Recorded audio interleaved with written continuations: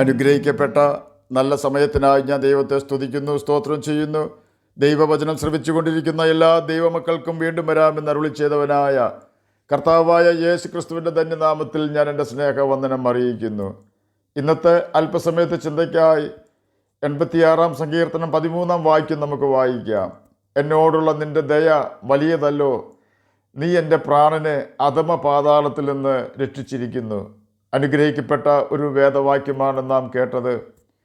ബൈബിളിലെ ആദ്യത്തെ 5 പുസ്തകങ്ങളായ ഉൽപ്പത്തി, പുറപ്പാട്, ലേവ്യ, സംഖ്യ, ആവർത്തന എന്നീ പുസ്തകങ്ങൾ പഞ്ചഗ്രന്ഥങ്ങൾ എന്ന പേരിലാണ് അറിയപ്പെടുന്നത്. 5 പുസ്തകങ്ങളുടെ കൂട്ടം എന്ന് അർത്ഥം വരുന്ന പേരാണ് പഞ്ചഗ്രന്ഥങ്ങൾ എന്നത്. ബൈബിളിൻ്റെ അടിസ്ഥാന ഗ്രന്ഥമാണ് പഞ്ചഗ്രന്ഥം. ഈ പുസ്തകം അംഗീകരിക്കുന്ന എഴുത്തുകളെ മാത്രമേ 1-ാം നൂറ്റാണ്ടിലെ സഭാപിതാക്കന്മാർ ബൈബിളിൽ ഉൾപ്പെടുത്തിയിട്ടുള്ളൂ. ആദ്യത്തെ 5 പുസ്തകങ്ങൾ അംഗീകരിക്കാത്ത 1000-ൽ അധികം പുസ്തകങ്ങൾ വേറെയുണ്ട്. എന്നാൽ ആദ്യത്തെ 5 പുസ്തകങ്ങൾ വളരെ പ്രധാനപ്പെട്ടതാണ്.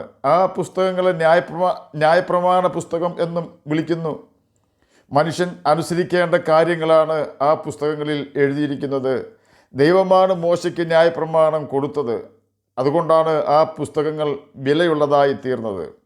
ന്യായപ്രമാണ പുസ്തകം ഒറിജിനൽ സ്വർഗത്തിലെന്നേക്കും സ്ഥിരമായി സൂക്ഷിച്ചിരിക്കുന്നുവെന്ന് 119 സങ്കീർത്തനം 89 വാക്യത്തിൽ രേഖപ്പെടുത്തിയിരിക്കുന്നു. നിന്റെ വചനം എന്ന് ബൈബിളിൽ എഴുതിയിരിക്കുന്നത് ദൈവത്തിൻ്റെ ന്യായപ്രമാണത്തിനെയാണ്. നമ്മുടെ കൈവശമുള്ള 66 പുസ്തകങ്ങളുടെ സമാഹാരത്തെ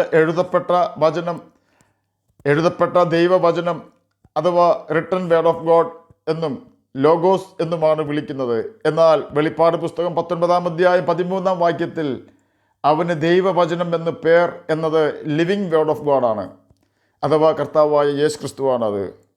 ഈ പുസ്തകം ആര് തിരുത്തിയാലും വലിയ ശിക്ഷാവിധി അവർക്കുണ്ടാകുമെന്ന് ബൈബിളിൽ തന്നെ രേഖപ്പെടുത്തിയിട്ടുണ്ട്. ബൈബിളിലെ ആദ്യ 5 പുസ്തകങ്ങളെ ന്യായപ്രമാണ പുസ്തകം എന്ന് പറയുമ്പോൾ തന്നെ ആ ന്യായപ്രമാണ പുസ്തകത്തിൽ 3 വിധത്തിലുള്ള പ്രമാണങ്ങൾ അടങ്ങിയിട്ടുണ്ട്. Moral law, ceremonial law, civil law എന്നിവയാണ് അത്. ഇതിൽ സെറിമോണിയൽ ലോ മാറിപ്പോയി. യേശു ക്രിസ്തുവിൻ്റെ ക്രൂശ് മരണത്തോടെ സകലവിധ പഴയ നിയമ ആചാരാനുഷ്ഠാനങ്ങളും നീങ്ങിപ്പോയി. ആചാര അനുഷ്ഠാനങ്ങളും കർമ്മമാർഗങ്ങളുമാണ് സെറിമോണിയൽ ലോയിൽ ഉള്ളത്. പെരുന്നാളുകൾ, വാവുകൾ മുതലായവ എല്ലാം സെറിമോണിയൽ ലോയിൽ ഉൾപ്പെടുന്നു. അഹരോന്റെ പൗരോഹിത്യം മാറിപ്പോയതിനാൽ ആ പൗരോഹിത്യത്തിൻ്റെ കീഴിൽ വരുന്ന ന്യായപ്രമാണത്തിലെ സെറിമോണിയൽ ലോ പൂർണ്ണമായി മാറിപ്പോയി എന്നാണ് എബ്രായർക്ക് എഴുതിയ ലേഖനം 7-ാം അധ്യായം 12-ാം വാക്യത്തിൽ രേഖപ്പെടുത്തിയിരിക്കുന്നത്. ഞാൻ ന്യായപ്രമാണത്തെ നീക്കുവാനല്ല നിവർത്തിപ്പാനത്രേ വന്നത് എന്ന് യേശു മത്തായി എഴുതിയ സുവിശേഷം 5-ാം അധ്യായം 17-ാം വാക്യത്തിൽ പറഞ്ഞിരിക്കുന്നു. ഇവിടെ യേശു പ്രസ്താവിച്ച ന്യായപ്രമാണം moral law of the Lord ആണ്. പഴയ നിയമത്തിൽ പ്രവൃത്തിയാൽ മാത്രമേ വ്യഭിചാരം, കൊലപാതകം എന്നിവ നടക്കുകയുള്ളൂ.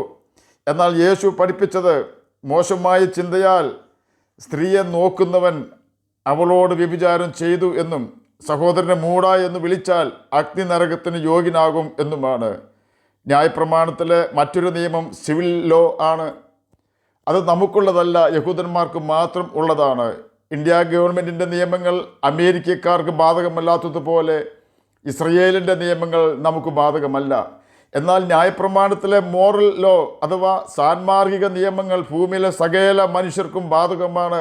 അതിൽ പാളിച്ചകൾ വന്നാൽ നിശ്ചയമായി നിത്യനരകത്തിൽ നാം വീഴുവാനിടയായി തീരുമെന്ന് ബൈബിൾ നമ്മെ പഠിപ്പിക്കുന്നുണ്ട്. അതും ബൈബിളിലെ ആദ്യ 5 പുസ്തകങ്ങൾ നമ്മെ പഠിപ്പിക്കുകയും യേശു ക്രിസ്തു പുതിയ നിയമത്തിൽ അത് ഊന്നി പറയുകയും സകല ലേഖനങ്ങളിലും ഈ കാര്യങ്ങൾ നമ്മെ ഓർപ്പിച്ചുണർത്തുകയും ചെയ്യുന്നു. ഈ നിയമങ്ങൾ നമുക്ക് തന്നത് മോശയോ മറ്റേതെങ്കിലും ആചാര്യന്മാരോ ഇന്നുള്ള പുരോഹിതന്മാരോ സഭയോ അല്ല. സർവ്വ അധികാരങ്ങളുമുള്ള യഹോവയായ ദൈവം അഥവാ കർത്താവായ യേശു ക്രിസ്തുവാണ്. അതിനെ ചോദ്യം ചെയ്യാൻ ശ്രമിച്ചിട്ടുള്ളവർ തകർന്നിട്ടേ ഉള്ളൂ. 1-ാം നൂറ്റാണ്ടിലെ യേശുവിൻ്റെ ശിഷ്യന്മാരും സഭാപിതാക്കന്മാരും അംഗീകരിക്കാത്ത അനേക പുസ്തകങ്ങളുണ്ട്. അവയിൽ ചിലത് അപ്പോക്രിഫ എന്ന പേരിൽ അറിയപ്പെടുന്നു. ഈ പുസ്തകങ്ങൾ ബൈബിളിലെ ആദ്യ 5 പുസ്തകങ്ങളോട് കൂറ് പുലർത്തുന്നില്ല എന്നതിനാലാണ് ആ പുസ്തകങ്ങൾ ആ പുസ്തകങ്ങൾ 1-ാം നൂറ്റാണ്ടിൽ സഭാപിതാക്കന്മാർ തള്ളിക്കളഞ്ഞത്. തന്നെയുമല്ല, അപ്പോക്രിഫ പുസ്തകങ്ങളിൽ ഉള്ള അനേകം കാര്യങ്ങൾ ദൈവം വെറുക്കുന്ന പാപങ്ങളാണെന്ന് ബൈബിളിലെ ആദ്യ 5 പുസ്തകങ്ങൾ വ്യക്തമാക്കുന്നുണ്ട്. ഒരു മനുഷ്യൻ എങ്ങനെ ജീവിക്കണമെന്നും എങ്ങനെ ജീവിക്കുവാൻ പാടില്ല എന്നും ബൈബിൾ വ്യക്തമായി പഠിപ്പിക്കുന്നു.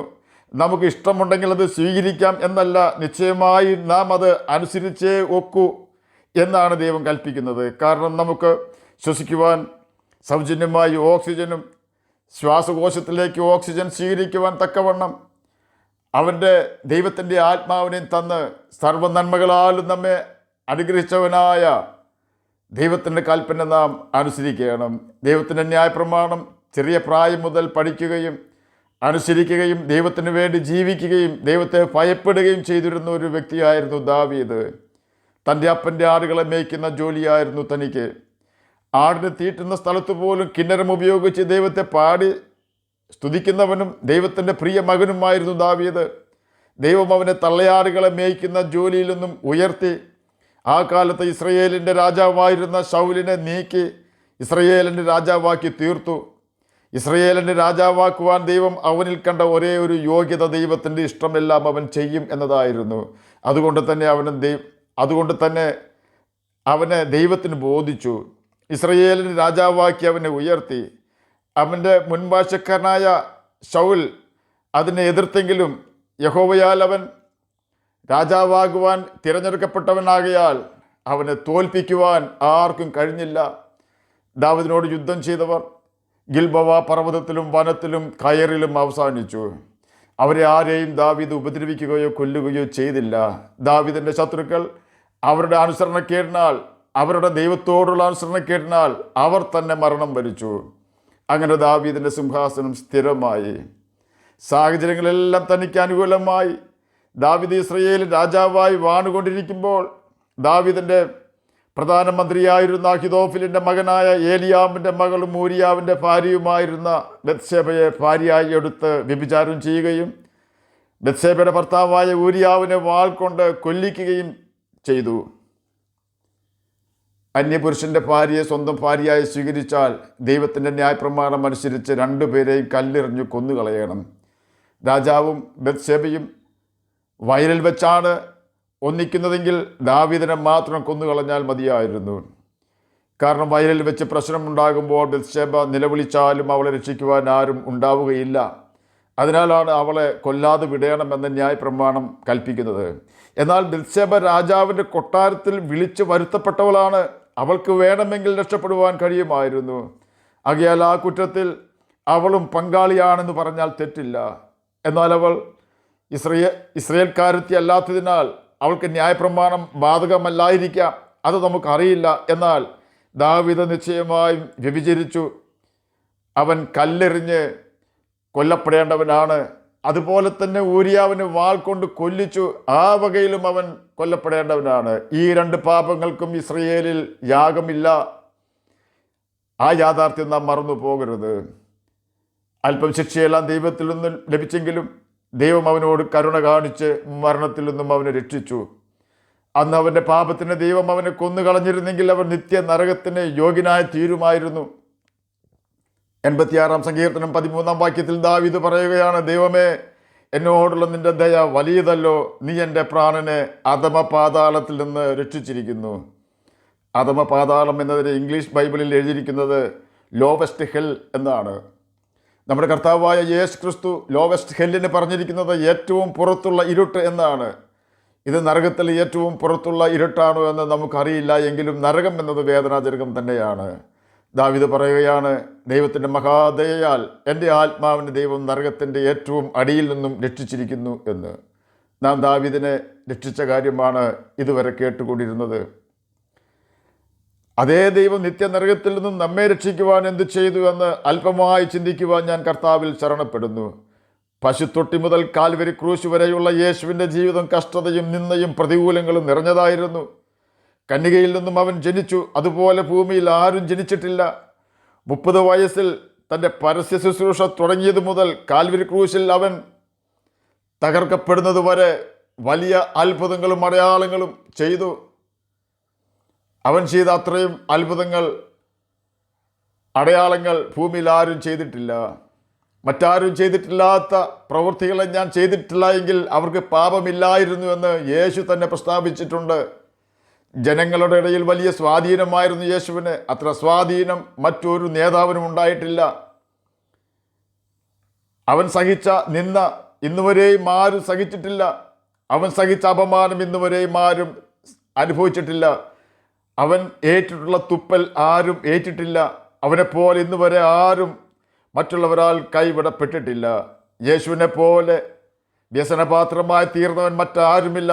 എന്നാൽ വിദ്യാഭ്യാസം ചെയ്യാതിരുന്ന യേശുവിനെ പോലെ ജ്ഞാനിയായിരുന്ന ഒരുത്തനും ഭൂമിയിൽ ജനിച്ചിട്ടില്ല.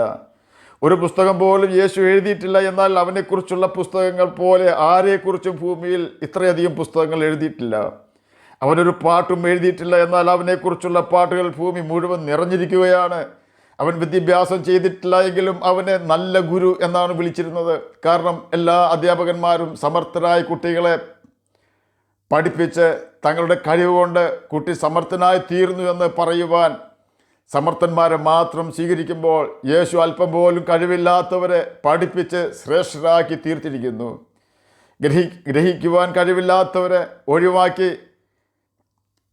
അവരുടെ ബുദ്ധിയെ ഗ്രഹിക്കുവാൻ കഴിവില്ലാത്തവർ ഒഴിവാക്കുന്നവരാണ് ഭൂമിയിലെ ടീച്ചേഴ്സ്. എന്നാൽ കർത്താവായ യേശു ക്രിസ്തു ഗ്രഹിക്കുവാൻ കഴിവില്ലാത്തവരെ അവരുടെ ബുദ്ധിയെ തുറന്ന് ജ്ഞാനം നിക്ഷേപിക്കുന്നവനാണ്.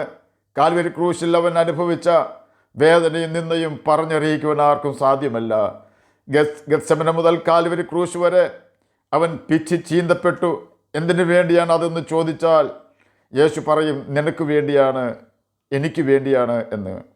എല്ലാവരും താൻ കേമനാണെന്നും ദൈവമാണെന്നും പറഞ്ഞ് മനുഷ്യരാൽ ആരാധന സ്വീകരിക്കുമ്പോൾ ദൈവമായ കർത്താവായ യേശു ക്രിസ്തു മനുഷ്യനായി ഭൂമിയിൽ വന്ന് മനുഷ്യനെ സേവിച്ചു. എന്തിനു വേണ്ടിയെന്ന് ചോദിച്ചാൽ മനുഷ്യനെ താഴ്മയുള്ളവനാക്കി തീർത്ത് ദൈവരാജ്യത്തിൽ അവരെ അവകാശികളാക്കുവാനാണ്. നമ്മുടെ പാപങ്ങളിൽ നിന്ന് നമ്മെ രക്ഷിക്കുവാൻ യേശു കാൽവരി ക്രൂശിൽ നമ്മുടെ പാപവും ശാപവും സ്വന്തം ശിരസിൽ വഹിച്ചു. അവൻ്റെ അടിപ്പിണരുകളാൽ നമുക്ക് സൗഖ്യവും അധമപാതാളത്തിൽ നിന്ന് മോചനവും ദൈവമക്കൾ എന്ന പദവിയും ലഭിച്ചിരിക്കുന്നു. അത് നമ്മോടുള്ള യേശുവിൻ്റെ സ്നേഹവും കരുണയും അത്ര വലുതായിരുന്നു. നമ്മെ നിത്യനരകത്തിൽ നിന്ന് രക്ഷിക്കുവാനായി അവൻ്റെ ജീവൻ അവൻ നമുക്ക് വേണ്ടി കാൽവരി ക്രൂശിൽ തകർക്കുവാൻ ഏൽപ്പിച്ചു കൊടുത്തു.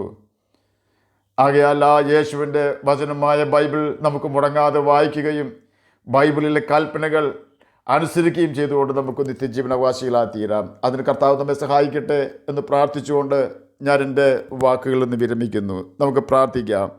ഞങ്ങളെ സ്നേഹിക്കുന്ന സ്വർഗീയ പിതാവേ, നല്ല വചനത്തിനായി അങ്ങയെ സ്തുതിക്കുന്നു, സ്തോത്രം ചെയ്യുന്നു. എന്നെ കേൾക്കുന്ന ഏതെങ്കിലും പ്രിയപ്പെട്ടവർ രോഗത്താൽ ഭാരപ്പെടുന്നുവെങ്കിൽ അങ്ങ് അവർക്ക് സമാധാനവും രോഗസൗഖ്യവും കൊടുത്ത് സഹായിക്കണമേ. അങ്ങേ തിരിച്ചറിയാത്ത ഏതെങ്കിലും പ്രിയപ്പെട്ടവർ എന്നെ കേൾക്കുന്നുണ്ടെങ്കിൽ തിരിച്ചറിയാത്തക്കവണ്ണം അവരുടെ ഹൃദയക്കണികളെ തുറക്കണമെന്ന് അടിയൻ പ്രാർത്ഥിക്കുന്നു. പ്രാർത്ഥന കേട്ടതിനായി സ്തോത്രം, യേശുവിൻ്റെ നാമത്തിൽ തന്നെ ആമേൻ. കർത്താവ് എല്ലാവരെയും അനുഗ്രഹിക്കട്ടെ. സ്തോത്രം.